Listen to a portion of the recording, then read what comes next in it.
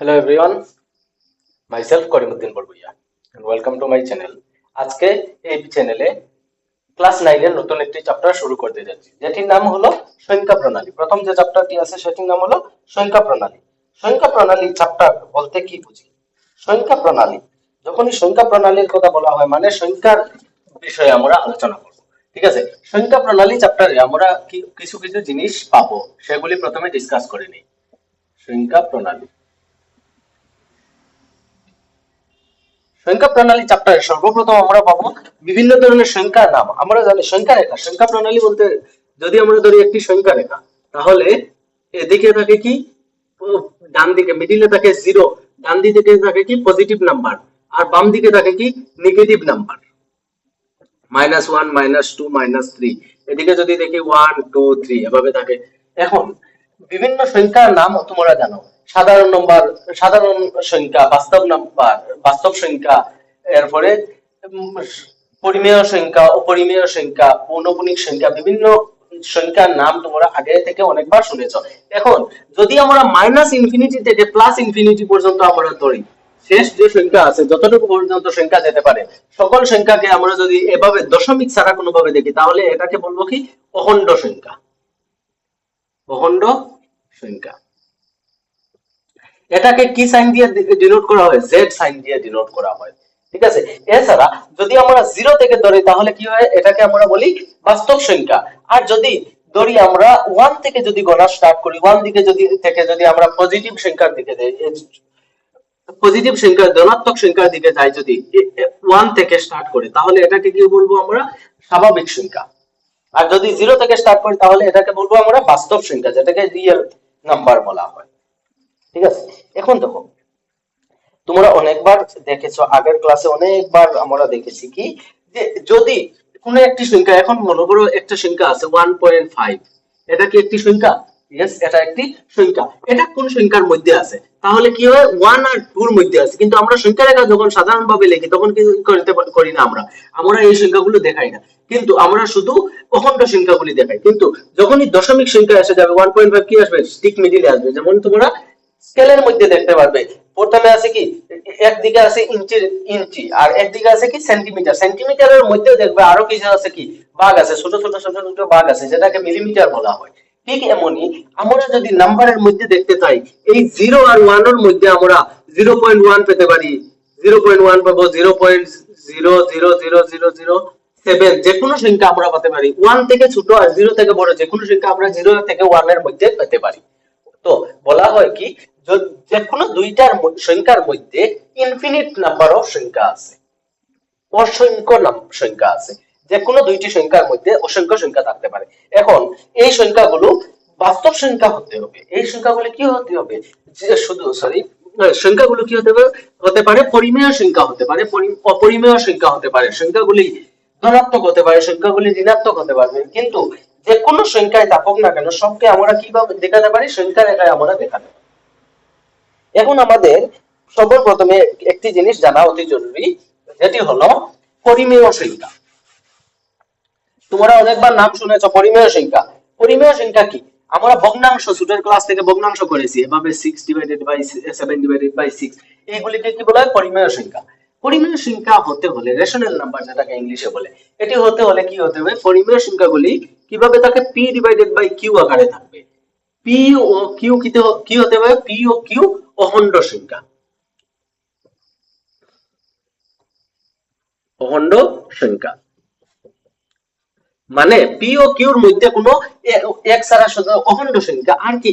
Q not equals to 0, মানে Q not equals to 0। P ও Q অখণ্ড সংখ্যা মানে কি? পি আর কিউর মধ্যে কোনো দশমিক সংখ্যা থাকতে পারবে না। কি থাকতে পারবে না? কোনো দশমিক সংখ্যা থাকতে পারবে না। এগুলি কি আমরা কি বলি? পরিমেয় সংখ্যা বলি। এটাকে বলি আমরা পরিমেয় সংখ্যা। ঠিক আছে, এখন পরিমেয় সংখ্যা সাধারণভাবে আমরা যদি বলি কি হতে হবে, পি আর কিউ কি হতে হবে? অখণ্ড সংখ্যা হতে হবে, আর কিউ নট ইকুয়ালস টু 0 হবে। যদি হয় তাহলে এটা কি হয়ে যাবে? একটি পরিমেয় সংখ্যা হতে হবে। যেমন প্রথমে আমাদের চ্যাপ্টারে যে প্রথমের যে কোয়েশ্চনটি আছে সেটি বলা হয়েছে কি, 0 কি একটি পরিমেয় সংখ্যা? 0 কি? এক নম্বর যে অনুশীলনী 1.1 এর এক নম্বর কোয়েশ্চন, জিরো কি পরিমেয় সংখ্যা যে চ্যাপ্টার কোয়েকশনটি আছে। এখন তুমি বলতে পারবে কি জিরো কি পরিমেয় সংখ্যা? জিরো কি পরিমেয় সংখ্যা, কারণ জিরো হলো একটি পরিমেয় সংখ্যা, কিন্তু যদি দেখো মনে করো 0/100 লিখি, কোনো প্রবলেম হবে? এটার ভ্যালু কত আসবে? জিরোকে আমরা যে কোনো সংখ্যা দিয়ে ভাগ করি না কেন, আনসারটি কি আসবে? আমাদের সব সময় জিরোই আসবে। জিরোকে যে কোনো সংখ্যা দিয়ে ভাগ করে জিরোই আসবে। তাহলে এখানে নিচের যে কি আছে, 100 is not equals to zero. 100 not equals to zero হলে কি হয়? আনসার জিরো আছে। এখানে 100 হতে পারে, যে কোনো সংখ্যা হতে পারে। এটা যে শুধু 100 হতে হবে আর 200 হতে হবে এরকম কিছু না, যে কোনো সংখ্যা হতে পারে। তাহলে এই জিরোটা কি হয়ে যাবে? একটি পরিমেয় সংখ্যা। অতএব জিরো একটি পরিমেয় সংখ্যা।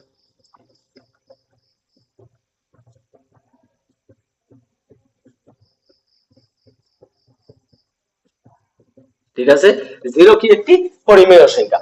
এবার আমাদের কোয়েকশনে বলবে, এটা তোমরা অনুশীলনী 1.1 এর, আমি আর এটা করাবো না, 1.1 এর যে প্রথম যে কোয়েকশনটি আছে, কি প্রমাণ করে জিরো একটি পরিমেয় সংখ্যা, কি জিরো কি একটি পরিমেয় সংখ্যা। তো জিরো কি একটি পরিমেয় সংখ্যা, কারণ জিরোকে আমরা কি হিসাবে দেখাতে পারি? পি বাই কিউ আকারে প্রকাশ করা যায়।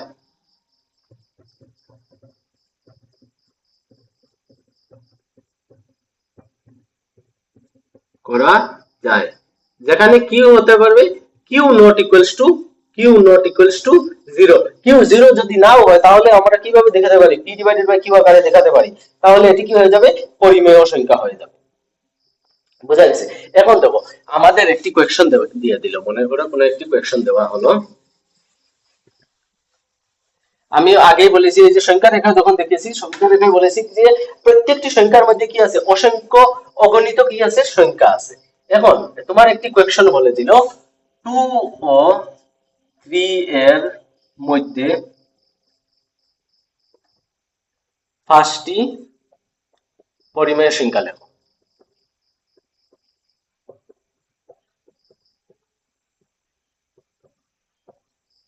লেখো 2 ও 5 এর, 2 ও 3 এর মধ্যে কি আছে? 5টি পরিমেয় সংখ্যা লেখার জন্য বলেছে। এখন দেখো 2 কি একটি পরিমেয় সংখ্যা? ইয়েস, 2 একটি পরিমেয় সংখ্যা। কেন? 2 এর নিচে কি আছে? 1 আছে, তাহলে এটি কি হয়ে যাবে? একটি পরিমেয় সংখ্যা হয়ে যাবে। ঠিক আছে, যে কোনো সংখ্যার নিচে কি থাকে? 1 থাকে, তাহলে এটা কি হয়ে যাবে? পরিমেয় সংখ্যা। আবার 2.5 এটা কি আমরা নরমাল ভাবে পরিমেয় সংখ্যা ধরবো? না, 2.5 একটি পরিমেয় সংখ্যা না, কারণ কি একটি অখণ্ড সংখ্যা নয়। পিও কি কি হতে হবে? অখণ্ড সংখ্যা হতে হবে। তাহলে এটাকে যদি আমরা এভাবে লিখি 25 ডিভাইডেড বাই 10, দশমিক এক ঘরকে সরিয়ে দিলে এটা কি হয়ে যাচ্ছে? 25 ডিভাইডেড বাই 10 হয়ে যাচ্ছে। তাহলে এটি কি একটি পরিমেয় সংখ্যা? ইয়েস, এটি একটি পরিমেয় সংখ্যা। বুঝতে পারলে? তো যখনও কি দেওয়া হবে, যখনও কোনো সংখ্যা এভাবে দেওয়া থাকবে যে জিরো কি একটি পরিমেয় সংখ্যা, বা এর মধ্যে যে কোনো দুইটি সংখ্যার মধ্যে কোনো কয়টি সংখ্যা নির্ণয় করো।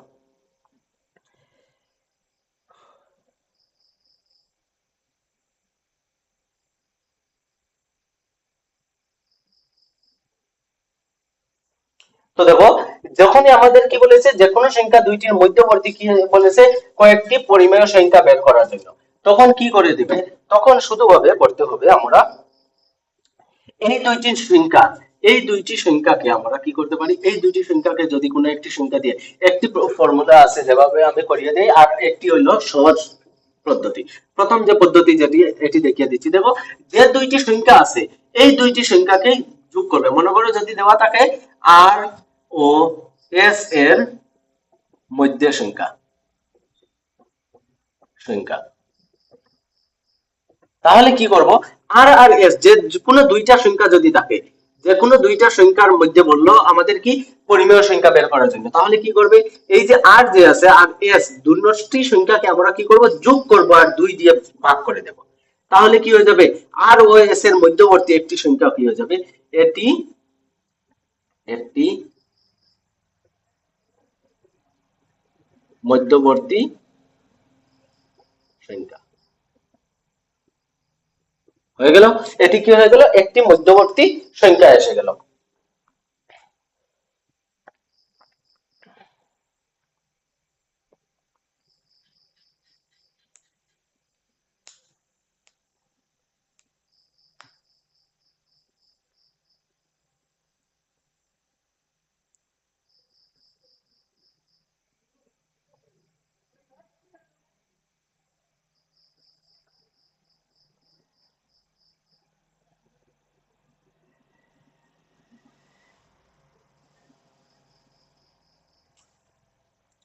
তাছাড়া এটিকে কিভাবে করতে পারি, এটিকে আমরা যদি দেখি, এখন একটি সংখ্যা এসে গেল, তারপরে সংখ্যাটি কি করব, এই দুইটি সংখ্যার সঙ্গে 2 দিয়ে পূরণ করে দুটোটির সঙ্গে কি করব, উপর নিচে আমরা কি দিয়ে পূরণ করে নেব, 2 দিয়ে পূরণ করে নেব। তো r + s divided by 2 into 2, তখন কি হয়ে যাবে 2 ডিভাইডেড বাই 2, 2 ডিভাইডেড বাই 2, উপর নিচে 2 দিয়ে করলে কাটাকাটি করতে পারি আমরা, কোনো প্রবলেম আসছে না।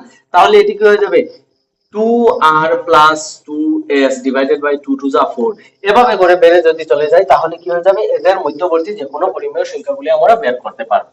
এছাড়া 2 নম্বর যে পদ্ধতি আছে, 2 নম্বর পদ্ধতিটা হলো, যেমন আচ্ছা এটি পদ্ধতি ক্লিয়ার হওয়ার জন্য আমি এটিকে করিয়ে দিই। যেমন প্রথমটাই 2 ও 3 এর মধ্যে দেখিয়ে দিই, 2 ও 3 এর মধ্যে। তো তাহলে কি হয়ে যাবে, দেখো প্রথম যে সংখ্যাটি হবে 2 + 3 ডিভাইডেড বাই 2 ইকুয়ালস টু কি 5 ডিভাইডেড বাই 2।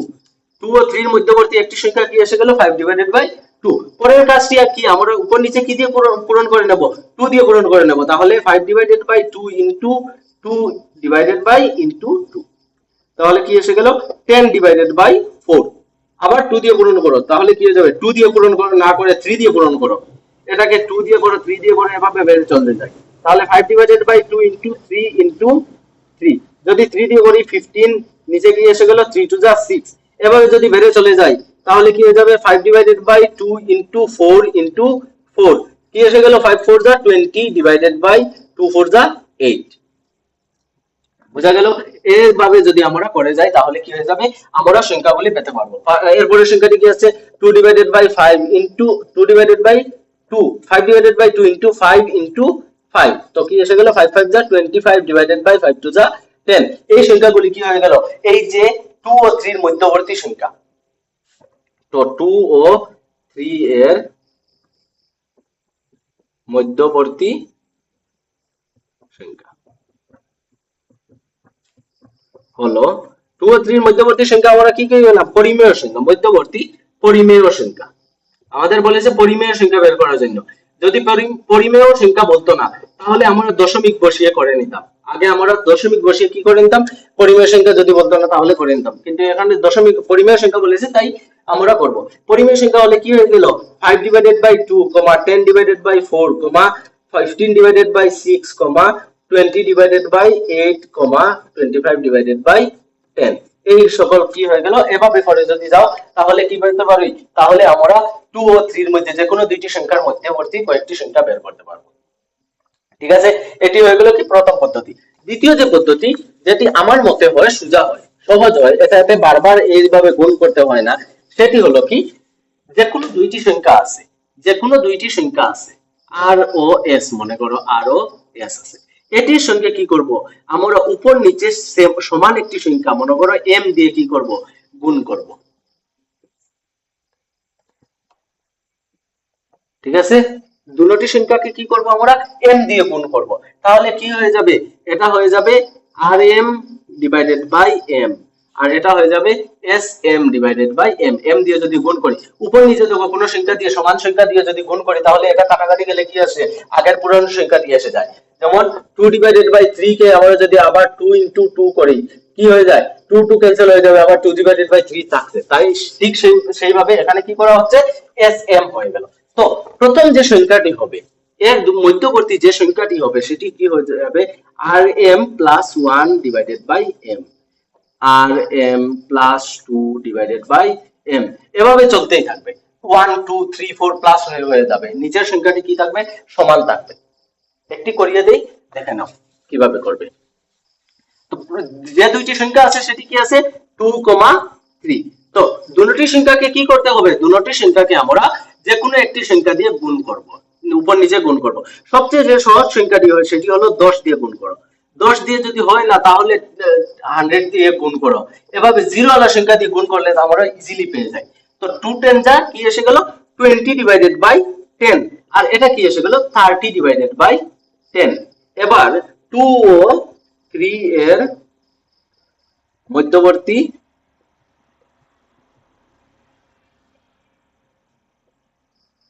পরিমেয় সংখ্যা হলো 2 ও 3 এর মধ্যবর্তী পরিমেয় সংখ্যা কি হলো, এটার সঙ্গে কি করব 1 প্লাস করে লিখে নেব। তাহলে 20 এর সঙ্গে 1 প্লাস করলে 21 ডিভাইডেড বাই 10, 21 ডিভাইডেড বাই 10, এটা কি হয়ে যাবে? এরপর আবার 1 প্লাস করো, তাহলে কি হয়ে যাবে? 22 ডিভাইডেড বাই 10, আবার প্লাস করো 23 divided by 10, 24 divided by 10, 25 divided by 10। এভাবে করলে আমরা কি পারবো? আমরা সংখ্যাগুলি পেয়ে যাব। এর আগ পর্যন্ত এটা কি আছে? 29 ডিভাইডেড বাই 10, 30 হয়ে গেলে তো এই সংখ্যাটি এসে যাবে, 3 এসে যাবে। 30 এর মধ্যে যদি 0 0 কাটি তাহলে কি এসে যাচ্ছে? 3 এসে যাচ্ছে। তাই 30 এর আগ পর্যন্ত আমরা যতটুকু সংখ্যা পাবো সেইগুলি কি হয়ে যাবে? এই দুইটি সংখ্যার মধ্যবর্তী সংখ্যা হয়ে যাবে। তো এবার দেখে নাও কোনটি সহজ হলো। এটি আমার মতে হয় এটি। তোমার যদি এটি আগেরটি সহজ লাগে তুমি আগেরটি হিসাবে করো, কোনো প্রবলেম নাই। দুটোটির आंसर কি হয়ে যাবে? সেম হবে। এখন তোমার মনে হতে পারে আগেরটির आंसर যদি আমরা পেয়েছিলাম 5 ডিভাইডেড বাই 2 পেয়েছিলাম, এখানে কি পেয়েছি? 21 ডিভাইডেড বাই 10 পেয়েছি। কিন্তু দেখো একটি জিনিস, এখানে সব যদি যদিও মিলে না তাহলে একটি নাম্বার পেয়েছে। 21 ডিভাইডেড বাই 10 দেখো আগের সংখ্যাটিতে ছিল, এখনো আছে। তো সব সময় ভ্যালুটা কি থাকবে? আমাদের সমান থাকবে। এদের যেন ইকুইভ্যালেন্ট ফ্র্যাকশন বলা হয়, সমমানের পরিমেয় সংখ্যা, এদেরকে বলা হয় সমমানের পরিমেয় সংখ্যা। এদের যদি মান আমরা বের করি তাহলে কি বলা হয়? এই যে 25 ডিভাইডেড বাই 10 এগুলিকে সমমান বলা হয় যদি উপর নিচে কোনো সংখ্যা মাল্টিপ্লাই করে। এই যে এই দুইটি সংখ্যা, এটি 2 আর 20 ডিভাইডেড বাই 10 এটা সমমান, তাহলে এটার মধ্যবর্তী সংখ্যাগুলি ডিফারেন্ট হতে পারে। বুঝতে পেরেছো? এবার যদি বলা হয় তাকে, এটি হয়ে গেছে। এখন দেখো কোয়েকশনে আমাদের বলতে পারে যদি দুইটি পরিমেয় সংখ্যা দিয়ে দেয়, যেমন পরিমেয় সংখ্যা দিয়ে দিল 4 ডিভাইডেড বাই 7 আর 4 ডিভাইডেড বাই 7 ও 1 ডিভাইডেড বাই 2, 4 ডিভাইডেড বাই 7 ও অন্য একটি সংখ্যা লিখে নেই, যেটি 4 ডিভাইডেড বাই 7 হলে আমরা পাচ্ছি 35, 5.5 পেয়ে যাচ্ছি। 5 থেকে ছোট সংখ্যা লিখে নিই তাহলে হতে হবে। এবার একটি কোয়েকশন বলে দিল 4 ডিভাইডেড বাই 4 ডিভাইডেড বাই 7 ও 5 ডিভাইডেড বাই 8 এর মধ্যবর্তী পাঁচটি পরিমেয় সংখ্যা। ঠিক আছে, আগের সংখ্যাটিতে দেখো, আগের সংখ্যাটিতে 2 আর 3 ছিল, তাই আমরা কি করেছি? তাই আমরা ডাইরেক্টলি করে নিয়েছি। কিন্তু যখনই এরকম পরিমেয় সংখ্যা দেওয়া থাকবে, দুটি পরিমেয় সংখ্যার মধ্যবর্তী আমাদের বলবে, তাহলে দুটি পরিমেয় সংখ্যার আমরা কি করব? লসাগু বের করে দেব। কি কি সংখ্যা আছে? 5 ডিভাইডেড বাই 8 আছে। দুটি পরিমেয় সংখ্যা যদি হর নিচের সংখ্যাটি যদি সমান থাকে না, তাহলে কি করে নেব? লসাগু নিয়ে নেব, এলসিএম। এলসিএম করলে 7 আর 8 এর এলসিএম কি আসবে? 7 দেখো একটি মৌলিক সংখ্যা, তাহলে 7 আর 8 এর আমাদের মৌলিক উৎপাদক কি আসবে? এলসিএম আসবে কি? 8 ইনটু 7। তো 7 8 যা কত? 56। লসাগু কত আসবে? 56 আসবে। তো এটাকে আমরা কি করব? হরকে আমরা 56 বানাবো। নিচে 56, 56 এতে আনতে হলে কত দিয়ে পূরণ করতে হচ্ছে? 8 দিয়ে। তাহলে উপরে কি হয়ে যাবে? 4 ইনটু 8। এটাকে কি করব? 5 ডিভাইডেড বাই 8 ইনটু 7 মানে 56, 8 7 যা 56 ইনটু কি করব? আমরা 7 দিয়ে গুণ করব, তাহলে উপরে কি এসে গেল? 48 ডিভাইডেড বাই 56, আর এটা কি এসে গেল? 35 ডিভাইডেড বাই 56। 48 ডিভাইডেড বাই 56 ও 35 ডিভাইডেড বাই 56, এই দুটি হয়ে গেল কি? পরিমেয় সংখ্যা। এবার দেখো ছোট সংখ্যা কোনটি? এটি। ছোট সংখ্যা এটি, তাহলে এই দুটির মধ্যবর্তী হবে, লিখবে কি? 5 ডিভাইডেড বাই 8 ও 4 ডিভাইডেড বাই 7 এর মধ্যবর্তী সংখ্যা ইকুয়ালস টু কি হয়ে যাবে? এই যে 35 আছে, এর পরের সংখ্যাটি লিখো 36 divided by 56, 37 divided by 56, 38 divided by 56, 39 divided by 56, 40 divided by 56। এই সকল সংখ্যাগুলি কি হয়ে যাবে? মৌলিক সংখ্যা হয়ে যাবে। এবার কোন কোন সময় বলেছে কি বড় একটি সংখ্যা বের করো। এভাবে কোন সংখ্যা থাকবে যেটা দুইটির মধ্যে আমরা কোন সংখ্যা পাবো না। এভাবে লসাগু নিয়ে কি হয়ে যাবে? লসাগু মনে করো কোন একটি সংখ্যা এভাবে করলাম, ফর এক্সাম্পল একটি দেখাচ্ছি আমি। লসাগু এটা গিয়েছিল 40,